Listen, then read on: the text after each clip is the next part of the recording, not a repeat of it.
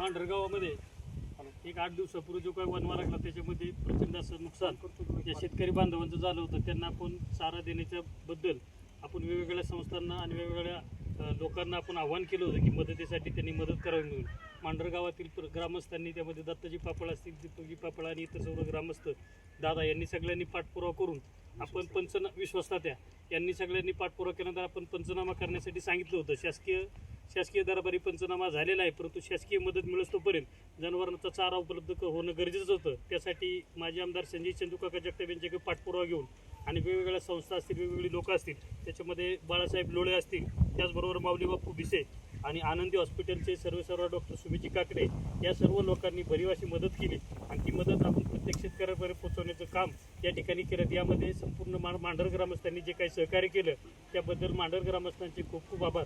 त्याचबरोबर जिल्हा परिषदेचे सदस्य माननीय हरिभाऊजी लोळे, त्याचबरोबर पंचायत समितीचे सदस्य सायलीताई शिंदे या सर्वांनी उपस्थित राहून या सर्वांचा पाठपुरावा घेतला. येणाऱ्या काळात आपल्या मांढर ग्रामस्थांना असेल किंवा पशुपालकांना असेल जी काही मदत लागेल ती येणाऱ्या काळात देण्यात येईल असे आश्वासन त्यांच्या वतीने देण्यात आले. त्याबद्दल वीर भिवडीकरांच्या वतीने त्यांचे खूप खूप आभार आणि धन्यवाद. माझ्या ठिकाणी ज्या शेतकऱ्यांचं नुकसान झाले त्यानिमित्त जे चारा वाटप या ठिकाणी माझे आमदार संजय चंदूकाका जगताप यांच्या विनंतीला मान देऊन त्या ठिकाणी त्यांच्या सानिध्यातून आणि जिल्हा परिषदेचे नूतन सदस्य हरिभाऊजी लोळे, त्याचप्रमाणे पंचायत समितीच्या सदस्य सायलीताई शिंदे यांच्या मार्गदर्शनाने या ठिकाणी ज्या ज्या शेतकऱ्यांचं नुकसान झालं त्यांना चारा देण्याचं काम या ठिकाणी या मंडळीने या ठिकाणी गावामध्ये सर्वे करून फॉरेस्टवाल्यांचा पंचनामा पाहून त्या ठिकाणी चारा देण्याचं काम या ठिकाणी केलं.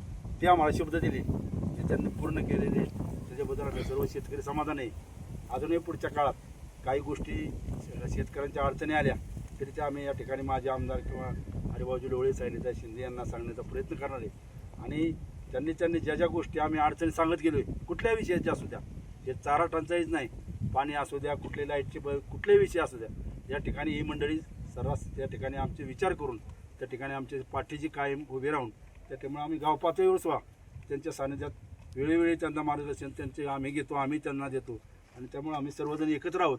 आणि ज्या ज्या वेळेस अडचणी येतात, ग्रामस्थांना येतील अडचणी किंवा वरच्या लेवलला जिल्हा परिषद पंचायत समितीची अडचण असेल त्यावेळेस वेळोवेळी सर्व ग्रामस्थांचे समन्वय साधून, तरुणांचे समन्वय साधून या ठिकाणी मांढर ग्रामस्थ त्यांचे ऋणी आहे. या पुढील काळात आमच्या काय अडचणी आहेत ते आम्ही त्यांना सांगू आणि त्यांनी त्या सोडवण्याचा प्रयत्न करा असं मी त्यांना विनंती करतो.